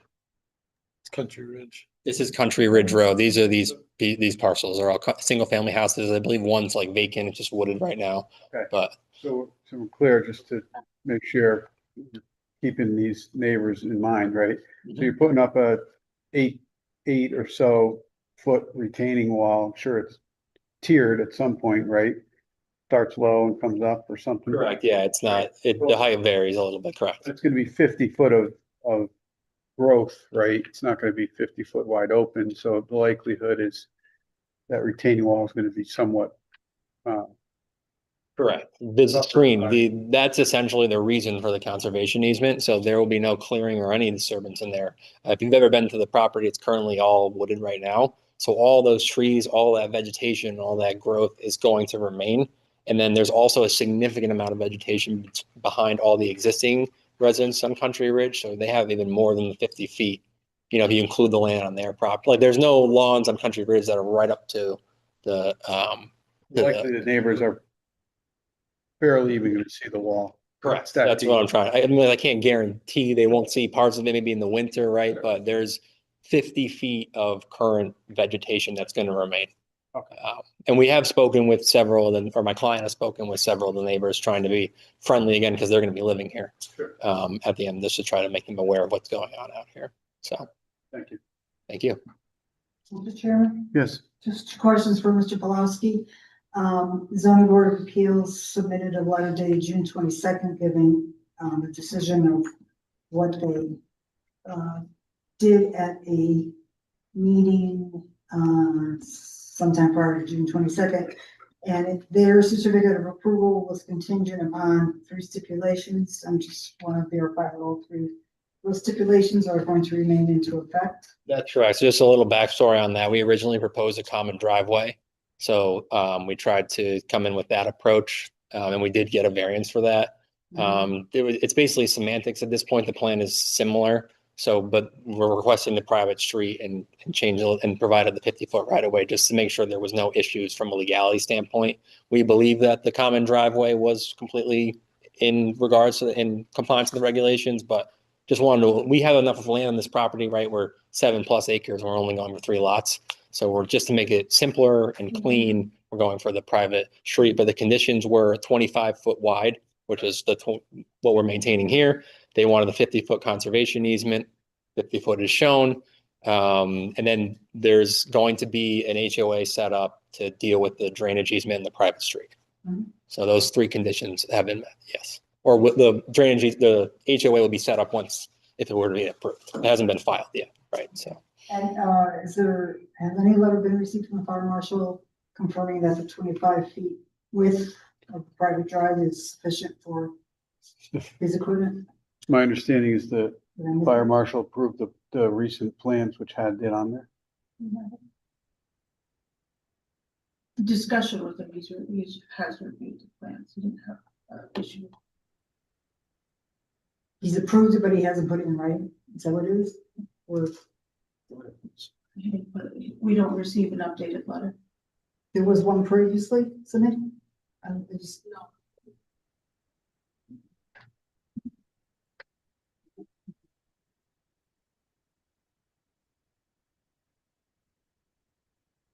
We'd be happy to get it, accept that as a condition of approval that we can get the fire marshal to formally submit a letter, if that's acceptable to you all. Thank you. Just a question, Mr. Chairman. Yes, sir. Could you speak to the entrance onto Waverly? I mean, Waverly is not the straightest road we have in town. Correct. And so do you have any sightline issues that you anticipate? No, that's kind of the reason that if you look from the original plans that we shifted the entrance of the drive. And my client has also spoken with both neighbors, and I don't know if you've been out there, but there's a couple of pine trees that were cut down in the front. Yeah. And now that the sightlines are adequate and meet the regulations, so. Don't want to create a problem. No, I understand. It's an interesting bend there, but the way it works out is good, so. Mr. DeGangi, 25-foot wide road and a 40-foot turnaround, that's standard that we see approval. If it was a city street, that wouldn't be acceptable, but in this situation with only 3 houses and having it shifted to one side, it's a private road. So if something needs to be done, it's amongst themselves. Right. I know there was some issues that Remington mentioned about fire trucks turning around. Yeah, the only thing that you will see, like when we come forth with individual lot plans, or staff will see, is we're just going to widen the entrance to the driveways just to give a little bit more extra room to the fire truck. So the fire truck can make it as it is, but just to give them a little more, you typically do like a 5-foot radius at the opening of a driveway. We're going to go to like 10 or 15, just so the fire truck can pull in there if they absolutely need the extra room. Just make it easier on everybody. So mostly to turn around and get out. Got it. Yeah, right. Okay. Anyone have any other questions? Yes, Just sir. one, About the question that came up today about the water main and the boat. yeah, there'll be a revised plan that fixes that issue. So I do have one other thought that came to mind. Mr. Pawlowski, I read the drainage along the road has been engineered, so it goes to the existing pervious. correct. Yes. Okay, so there is not going to be any impact on any butter, any water coming into their property. No, there should not. We're maintaining the existing drainage patterns, and we meet or reduce all the peak flows. So that's the stormwater flows that flow off. And we've given enough room where if there is an issue to arise, then the applicant will install additional, it's not like we're squeezed in there in the front. We have 75 feet of frontage. So even if there's an issue, again, they want to be friendly neighbors, we'll make it right. Okay. Thank you. Your culvert that crosses the brook is a standard, how wide? It's just an 18-inch pipe that runs through. It's bound down about 5 or 6 feet. The issue that Dominic was mentioning, we just need to lower it just slightly to provide more room to the water main separation. So. Okay, no other questions. I'll entertain a motion to close discussions. One question, I'm sorry. Just on your the conservation easement, if you look at exhibit 11 and 12, they just have different locations. It's yours says, or the conservation says it's on the easterly border, and then let's see. The southerly border is in the conservation exhibit 11, and then the easterly border is in exhibit 12, which is which you indicate. Is there two, or is it just one? Is that just an I think error? that they're meaning, so it covers the entire eastern border, but if you notice, it does extend all the way to the southern border as well. Like there's a portion on the screen right here. You can see this is technically some of the southern border as well. But either way, it's on the eastern border. And that was what was presented to the Conservation Commission. Okay, because in their letter they say southern border. Okay. All right, that might be a typo on their part. This is what, it's always been on this side, if you will. So. Thank you, though. Okay, I'll entertain a motion to close the discussions. Yeah. Did we? Yeah. I missed it? You took it. Okay, all in favor, say aye. Uh, Any opposed? Okay. Do we have any additional discussions? I know we had some discussion. Right, is there any additional discussions that we'd like to have? do we have a draft resolution? We do, All right. we do.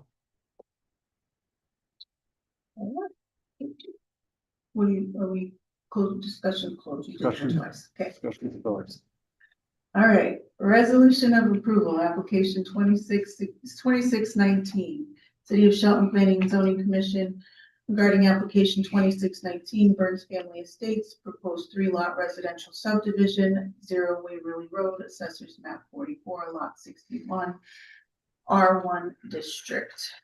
Whereas Kenneth A. Burns Jr. and Elizabeth Burns, by their authorized agent, C&K Engineering LLC, Christopher Pulaski, P.E., submitted application 2619 seeking approval of a 3-lot, single-family residential subdivision known as Burns Family Estates at 0 Waverly Road, Assessors Map 44, Lot 61, in the Residence R1 District under Connecticut General Statutes 8-25, and whereas the proposed 3 single-family lots, each not less than 40,000 square feet, are a use permitted as of right in the R1 district, and the commission acts in its administrative capacity in applying its adopted regulations to the plan, and whereas the abutting owners within 100 feet were notified by mail on June 24th, 2026, certificate of mailing was filed and notice was posted on the property, certificate of mailings, and whereas the Zoning Board of Appeals granted the 2 variances necessary to create the subdivision, reducing lot frontage from 135 feet to 25 feet, and reducing the lot square requirement. And whereas the Naugatuck Valley Health District approved the subdivision subject to public water service and per lot subsurface sewage plan review, the Inland Wetlands Commission administratively approved the regulated activity with 0 disturbance to regulated wetlands. The Conservation Commission endorsed the application. The city civil engineer found the application in compliance with the subdivision regulations and recommended approval of the private street and waivers. And the city engineer reviewed the application and stated he can endorse it. And whereas the commission finds that the roadway serving the subdivision designated a permanent private street, A, will not carry traffic volumes exceeding those typical of a local street, B, will not impair the orderly development of the neighborhood, C, provides safe and convenient circulation for vehicles, pedestrians, and emergency services, and D, includes suitable provisions for maintenance and repair through a homeowners association and a recorded private maintenance agreement. And whereas the commission finds that the conditions affecting the subject land, its limited 3-lot scale, the single deed end roadway serving only those lots, and the site's wetland watercourse and steep slope features support the requested waivers, that these conditions are not generally applicable to other land in the area, and that the waivers will not have a significant adverse effect on adjacent property or on public health and safety. And whereas subject to the foregoing, the plan as revised conforms to the applicable zoning and subdivision regulations. Now therefore be it resolved that the Shelton Planning and Zoning Commission approves application 2619 Burns Family Estates for a 3-lot residential subdivision at 0 Waverly Road, map 44, lot 61, in the Residence R1 district, as shown on the revised plan set prepared by C&K Engineering, dated August 5th, 2026, Burns Family Estates subdivision plan, and the revised engineering report dated August 5th, 2026, Waverly Road engineering report. And be it further resolved that the commission designates the roadway serving the subdivision as a permanent private street owned and maintained by a homeowners association and not accepted or maintained by the city. And be it further resolved that the commission grants a waiver of the required roadway pavement width to permit 25 feet in lieu of 30 feet, and grants a waiver of the required cul-de-sac pavement radius to permit 40 feet in lieu of 50 feet. The private street designation in both waivers being adopted by a 3/4 vote of all members of the commission. And be it further resolved that the decision shall be published as required, Connecticut General Statutes 8-26, that the grounds for this action, including the reasons for each waiver granted, shall be entered upon the records of the commission, and that the approved plan shall be filed or recorded in the office of the town clerk within the time prescribed by Connecticut General Statutes 8-25, with no plan to be recorded until the commission's approval is endorsed thereon. Thank you. Is there any discussion regarding the resolution? Mr. Chairman, can I just ask, Ms. Castro, could you scroll back to where you're talking about 3/4 of the commission? Yes. This is the waiver. This one. Oh, okay, good. Yeah. By a 3/4 vote of all members of the commission. I don't think I've ever remembered seeing it expressed There's that way. subdivision, well, Because it's late, it's, the subdivision regulation 6.1 allows the commission to waive any area of the subdivision regulation. Yeah, it's just that 3/4 kind of numerical 4 into 6, 1 1/4 times 3. So you end up with 4, but it's like, I think, in the past, haven't we said just the majority of the commission? it says, I think it says. Subdivision regulation says 3/4 vote. That's the wording in the subdivision. Okay. From All right. a practical point, do we have That's- 17 votes? it has to do with timing as well too. One for, One to grant the variance and then one to adopt the resolution. Or do you do one? no, it's all. Okay, They did that who did it already? for appeals. Yeah, but that was for different driveways. This is a different one. We're granting a waiver. Right, so Yeah, the question is, does our waiver have to be a separate vote from the approval? Vote separately. Yes, you should vote separately. From the waiver and then adoption of the resolution. First on the waiver, then the adoption of the resolution. Is there any other discussion? Okay, make a motion to close the discussion. So be it. Any second? Second. All in favor? Aye. Any opposed? Discussion's closed. So seek a motion for the waiver of the private street, the reduction in the width and the turnaround. Mr. Chairman, I would make a motion that we waive the mandated 30 foot or 35 foot, 30 foot to 25 feet, and we waived the radius from 50 to 40 for the private road that's being proposed for the Burns family estate. There a second? I'll second. All in favor? Aye. Any opposed? Okay, motion passes. 1 3/4.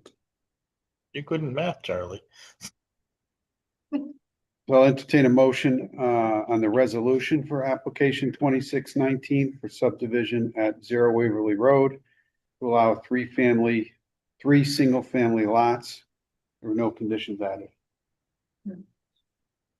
No, and no conditions, right? I don't recall any conditions. No. Okay. So a motion, I'll make the motion. is there a second? Second. All in favor? Aye. Any opposed? Okay. Lastly, connected to this, Ms. Castro has prepared a bond recommendation for this site. Mr. DeAngie did, Yes. prepared a bond recommendation for the site. We don't have that on the agenda. You're dancing. We gotta go back on the other ones that after this. No, it's part of the approval.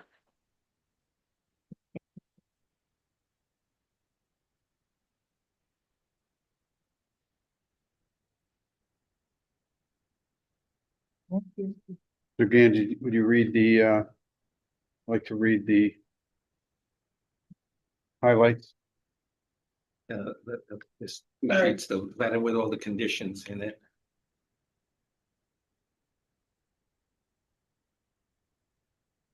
Working? No, there you go. Okay. And then there is the spreadsheet in the back of all of the pieces that were estimated. The anti-tracking pad, the silt fence and hay bales, topsoil and seeding the areas that was disturbed. There is a grading component for the piece for the fill over the culvert, because it's the grade changed through there. Most of the road is on existing grade except for that one piece. And then the silt sacks on the catch basins and the stockpile protection. With a 10% contingency, $101,750.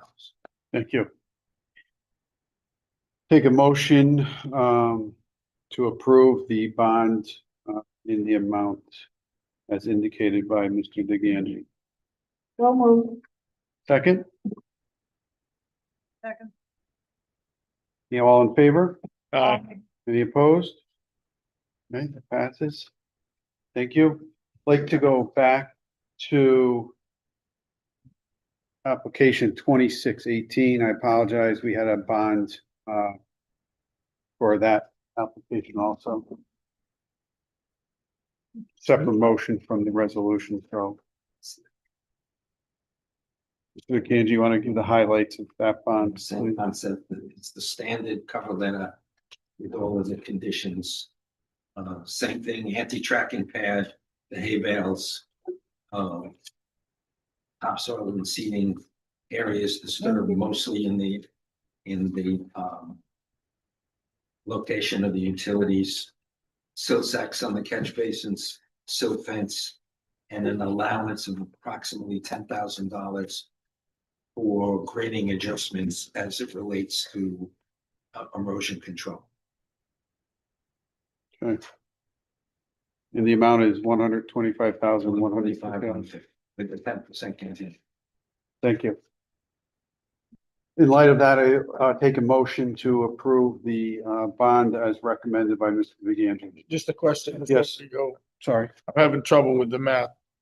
You say there's a 10% contingency on the Burns family, and that 10% equals $9,250, but the total is only $101,000.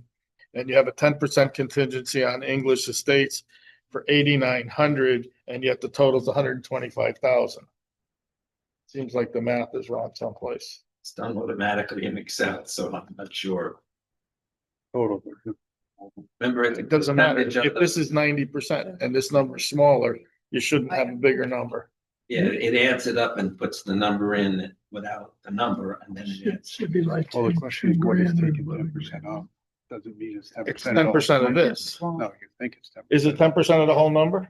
Not, yeah, not the 125. No, The number before that. it's 10% of the whole number. Yeah. Right, so there's gotta be a math problem, because if you have a bigger number and a smaller total,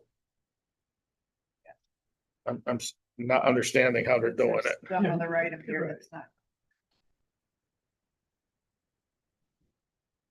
Maybe Ms. Castro has the math figured out.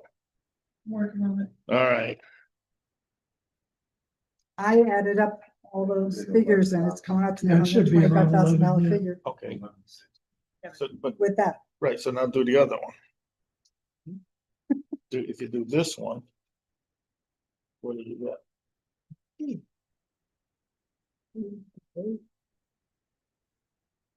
If it's 90% of 90%. 18,000. It's 18. Okay. 5,400. 25,400. 25,400. Yeah. And then the 9260. Yeah. 101,750. Okay. But then this is the 10% of something. That's all. Yeah, but they gotta check the form because they may We be gotta going look. to the wrong cell. Formula, but it could, they could have added. Yeah. Is the formula? Or not, it's kind of something. All right. That's easy. Edit. We look at the formula. Yeah. Thank you. Okay. Okay. We'll go back to this. Did you approve this file? Have a motion to approve it, As correct, it will be. Yeah, Let's see what we're. we can look at the difference. It would be a nominal amount compared to Yeah. the total. It looks like it's off. Right. So the motion to approve, English Estates one is off by a couple of $1,000. Right. right. AJ will be happy. That's A all. motion to approve, I'll make a motion to approve. a second, Second. all in favor? Aye. Any opposed? Okay, thank you. Sorry about that, out of order. Okay, application, final item under other business is application 2621, a site plan application at 51 Blacks Hill Road to construct 3 additional storage buildings. Ms. Castro, would you please read aloud the exhibits in the file and advise the commission whether any additional materials have been submitted for the record, no later than 24 hours before the start of this evening's meeting. Application was received on July 15, 2026. Statement is Exhibit 1 is a statement of uses and standards received on July 15th. Exhibit 2 are the revised site plans dated June 23rd, 2026. Received on July 15th. Exhibit 3 are the floor plan and elevations received on July 15th. Exhibit 4 are the site photos received on July 15th, 2026. Exhibit 5 is the city engineer comments received on July 16th. Exhibit 6 are the fire marshal comments received on July 16th. Exhibit 7 are the revised site plans dated July 16th, 2026, received on July 21st. Exhibit 8, the fire marshal comments received on July 29th. Exhibit 9 is the city engineer comments dated August 11th. Exhibit 10 are the revised site plans dated August 16th, 2026, received on August 18th. Exhibit 11 is the stormwater management plan received on August 18th. Exhibit 12 is the revised letter from the city engineer dated August 18th. Thank you. Sir, would the applicant please identify yourself? Yes, I'm David Calhoun. I'm the owner of 51 Blacks Hill Road, known as DLC Properties Connecticut LLC. Okay, go ahead, sir. I'm going to get approval or looking to get approval to build additional buildings on the site. We got 5.6 acres. I built one building already. It's 12,000 square feet, and I'm looking to do an additional one right away, and then in the future, the other two. So building 3 and 4, I'm looking to do 2 within the next 6 months. Building 2. Is your application for 3 new buildings? Yes. All 3, we're gonna Yeah, do this but as they're- one. they will be like in the future, in a few years, yep. But just so I don't have to go through it again. Can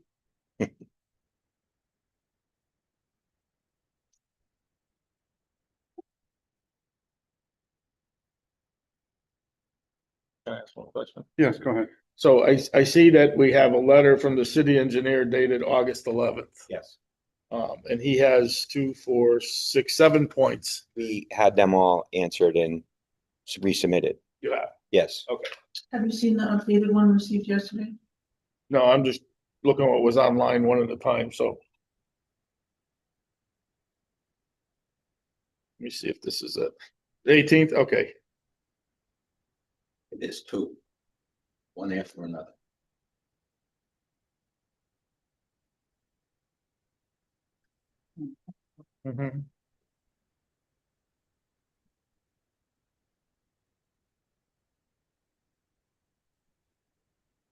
So to follow up on Commissioner Apple's comment, or question, the city engineer does have a comment in that August 18th letter in the second paragraph, second sentence. I would encourage the installation of sewer and water to the rear of the parking lot in anticipation of phase 3 and 4. And we mentioned about an infiltrator installation, so should reviewed by his office. Is that the plan? Yes. To do all that at that Yes. time? And we showed it on the new plan that was submitted yesterday. Okay. I see one letter from yesterday from the city engineer, which says following a review of phase 2 proposed building only, as access to phase 3 and phase 4 may change significantly in the future. Is he suggesting that we do this as 3 separate applications? Or is he, I'm trying to figure out what he's actually asking us. I Not think as, not as separate applications. Recommendation is to only allow the second building at this time because he has some concerns with the layout and access for the rear building. And I can answer that. He proposed us coming off Constitution to access those. I had them shown in the middle of the building. So the lower level where the first building I built, it's pretty level. The grade goes up 20 feet. We're going to drop it down. So the building heights are at 60 feet, which he recommended to us. And I was going to put a small gradual, road to go up there. He recommended we access from Constitution because everything's there. So he wants to grant it, like have me go for an easement to get the city owns. Right, I see that. Yep. Is that an easier grade than coming in off of Black It Hill? will be. It Yeah. would be. Yeah, well, it's going to save us going from the middle of the road, but yes, it will be. It appears to me that, Mr. Chairman, that, Mr. Ball's comment was that he says the following is a review of phase 3 proposed building only, as access to phase 3 and 4 may change significantly. So I don't think he's asking us, he can only comment on what phase 2 involves. I think, correct. I The think, buildings are labeled as phase 2, phase 3, phase 4. And so that's how he lays it out. I think the fire marshal had similar concerns, only his concerns can be addressed through the building permit process. And that's what's stated in his letter. So approval could be stated as subject to. so I think if we have, we can get to a discussion at some point, but we can combine it. If we can approve all 4 buildings, the concern of the city engineer is the way I read it was the topography issue that he is proving phase 2 now, based on the current topography, that the applicant would have the ability to do site work. And once the applicant, meets with the city engineer on the topography, and the city engineer approves that, then the buildings can go up. Wouldn't have to come back to us for the buildings. We Right. just have to go back, if we approve the buildings now. Subject to approval of the Then engineer. it's approval of the city engineer, just the topography, so, we don't need Right. to, That's we part of don't the need- Building permit. correct, Yeah. prior to the building permit, right? And you don't have a right of way yet from the city to come in off of Constitution for that center drive. It's kind of a weird thing. I actually own like the strip of Blacks Hill Road, if you look at the dotted line, and that's why I have to have a meeting with them. They wanna, I wanna do a little swap for that opening. And Rimas suggested it because, there's no sense of me having the liability of that. So there's an easement granted for the city of Shelton from the prior owner where I bought it from. So, That's something you still need to work out. yes, and we were gonna do it, but this all came up like fast, so. And then I just didn't want to hinder me starting the next building. And I understand that because of the grade and everything, we have a lot of work there.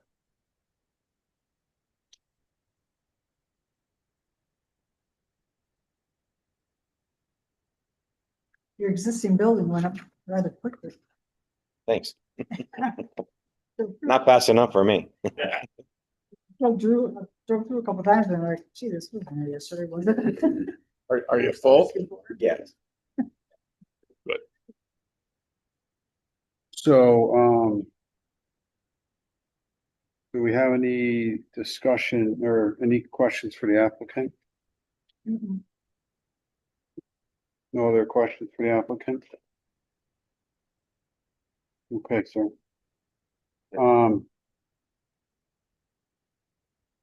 Thank you. Thank you. Hearing none, I'd like to, take a motion to close the discussions at this time. So moved. Second, all in favor? Aye. Any opposed? Okay, seeing our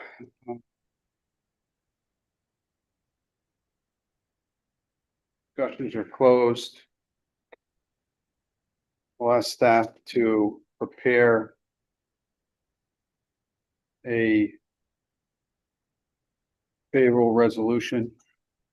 That was a consensus I heard, With the condition. with the condition that the applicant on phase 2, with the condition on phase 3 and 4 that they have to resolve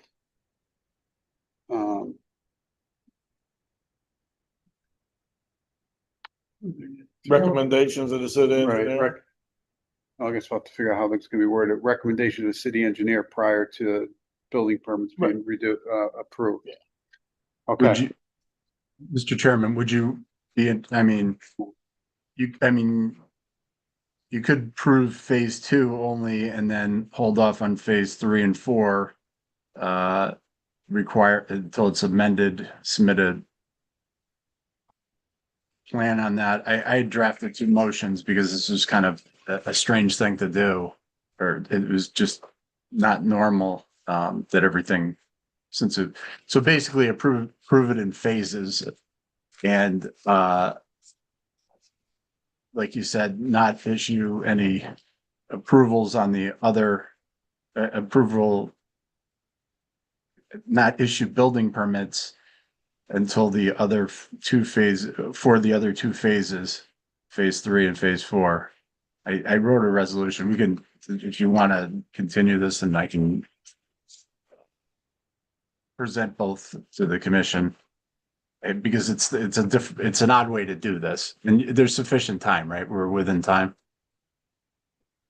after one time. Make sure. I don't think we need to have the applicant come back if the only issue is dealing with the grade. We could improve the concept of 4 buildings Correct. and the mechanical part of the getting the right of way from, I mean, it's gonna be subject to getting a right of way from the city Right, and all of that other stuff. He still has several other steps to take. right, But I think we can approve of the overall concept, right. right? That's what I'm thinking. Right. too. You're talking about a plan. So if you could approve phase two now, but treat phase 3 and 4 as requiring separate further site plan review before construction and approval, issuance, of a permit. And then there's an issue that comes up on, you know, with your regulation and your ability to be able to like do excavation on the other site locations. So that would exclude it. So you could kind of, you should, I mean, it's probably best to do this in phases, especially since the applicant's saying he's not gonna need to do the other two for 6 months, I think. Is that what he's mentioned?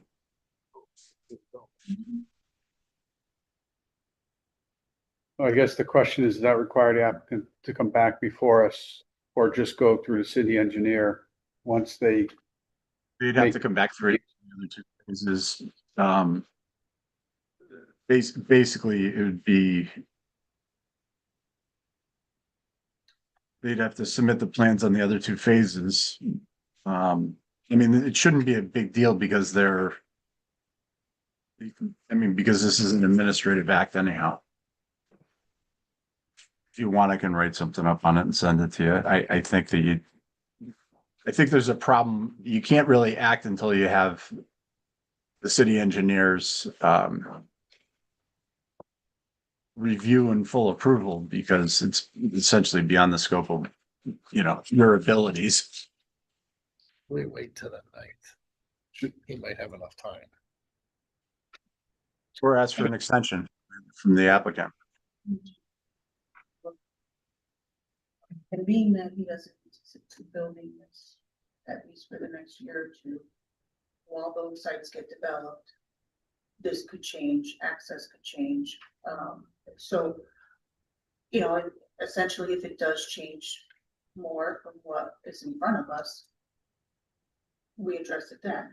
But if we have minor concerns, so Attorney McCoy, did I hear you say that we should not be approving sites 3 and 4 because the city engineer has not approved it?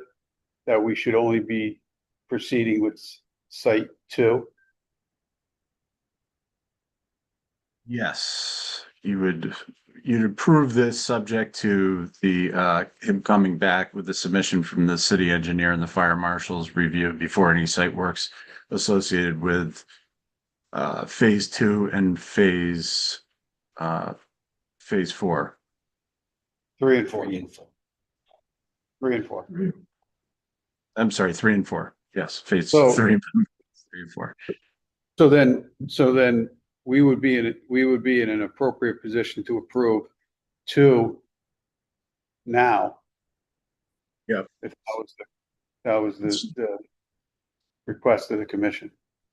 And then hold off and not act on 3 and 4 until that gets resolved by the applicant and the city engineer.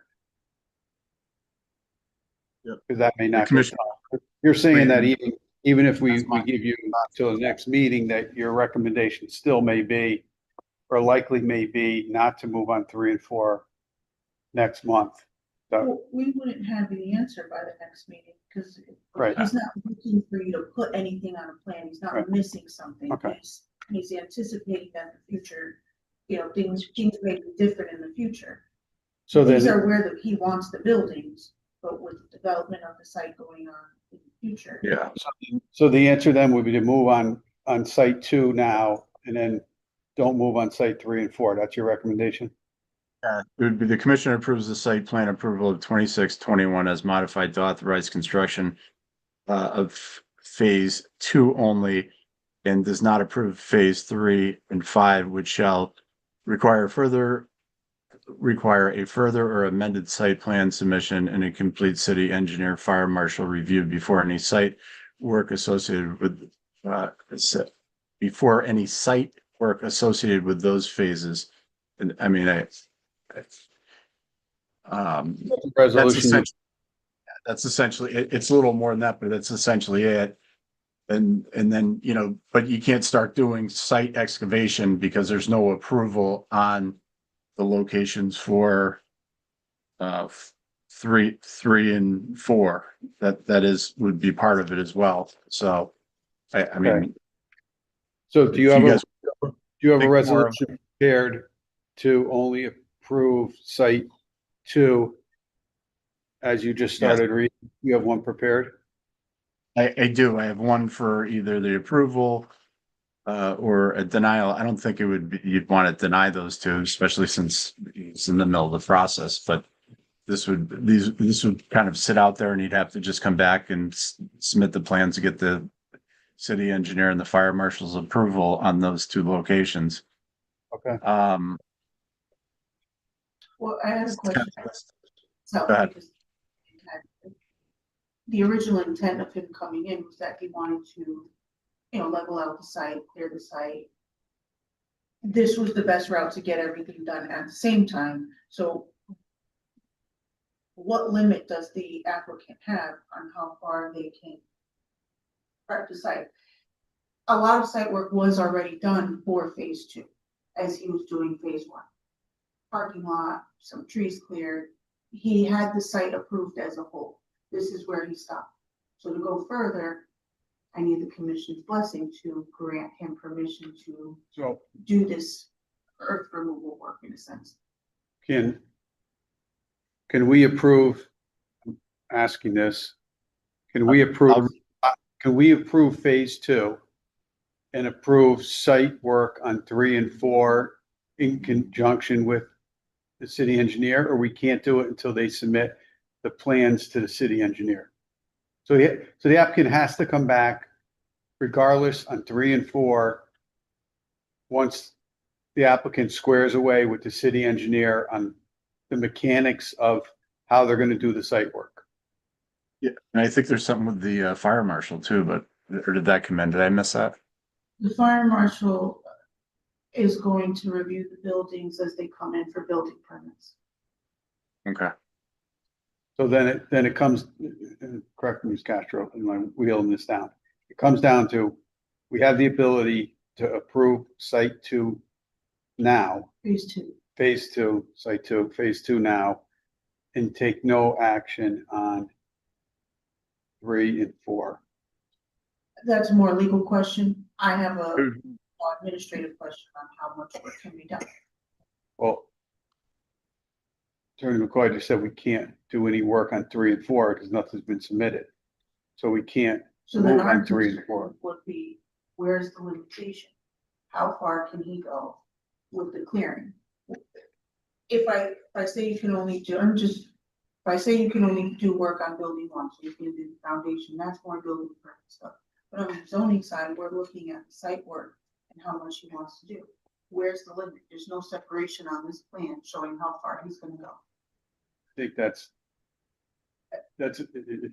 a problem, I guess, on any site work that any lot that has ultimately 4 buildings or 3 buildings going up, right? There's some imaginary line that's, it's not a divided lot. It's not a subdivision, right? So there's going to be some degree of crossover. But he also doesn't have access to Constitution right now because he doesn't have a deal with the city Right. to get there. He doesn't. Right, so it's going to be limited to some degree, right? More of the city engineer's concerns were focused around the sewer and the water to the rear parking lot in anticipation of 3 and 4. So if they're not laying down pavement, would the commission allow them to clear the trees? It's significantly cheaper to do all of this at the same time rather than have the trucks come back and forth 3 times. So it's not necessarily his fault that the land is not ready for him to build that way. What can we allow? Can we allow him to clear the site as a whole, not pave, just clear? I don't have a problem with that. I don't believe there's any blasting. There's no. Right. Yeah. I don't have a problem with it. It's going to get cleared anyway. We know a lot of this property in that area is going to get This is, clear. everybody's doing this now. And it's This gonna be is- more than clearing though. I mean, he's got earthwork to do. Yes, I don't anticipate any blasting, but he does have some earth removal that gets done, so that instead of having him go back and forth Right, with this 3 right. times, I'd like to get this done in one shot, and then we can come back before we do any paving, or we do Right. any building, Right. and they can show the questions. He can do all of phase 2 though, He can. because that's in the front and it doesn't, it's not That impacted. we've got figured out. And he can come in off of Yeah. Blacks Hill Road to get there because he's already got a parking Yeah, lot. that we're clear on. I got Right. that part. It was more, his intention wasn't necessarily to come in for building. He was coming in to do site work. I gotta Right. send you to the commission. Let's do this all at the same time. Right. Okay. So, I don't have a problem with the site. No, the he can do work on- site and earthwork on the back half for where phase 3 and phase 4 we'll are, just hold off. and then stop. That's clear for me. Okay, so with that being clear for you as mud, Now you need a I assume that's resolution. gonna be too much to put down on paper in the next, couple of minutes before I adjourn. Do we wanna? Yeah. Give Mr. Attorney McCoy a couple of minutes, or do you think it should be on to the next meeting? Put it on to the next meeting if we could just get and ask the applicant if there's any of these issues he wants to address too. I mean, he should be able to address this to make sure he's comfortable with it and he's, Okay, Yeah. but what the commission's clear, site 2, I don't know what, site 2, phase 2, is It's a whole a thing. whole, and then clearing site work on 3 and 4. And we'll have a soil and erosion bond next week at the same time with the. Okay, Okay. okay, thank you. can we get, I mean, just in case, maybe, how much time do we have here? Next meeting is August 9th. September 9th. Or what, today? We Yeah, could so why don't, is there can we get them to ask for an extension just so there's no problem with this? Is there an issue for September 9th on the time on the clock? No, he hasn't, so. it's- No, we're fine on September 9th. Until September 9th. The application expires on the 25th. We have time. Okay. Okay, and is the applicant okay with this? He hasn't left the building. Yeah, okay. He hasn't liked it to go long. So we have the ability to move it to the 9th. We're in the timeline, so. Okay. Okay. So. Seeing there's no more agenda items, make a motion to adjourn. So moved. Any second? Second. All in favor? Aye. Okay, call this meeting adjourned at 8:12 PM.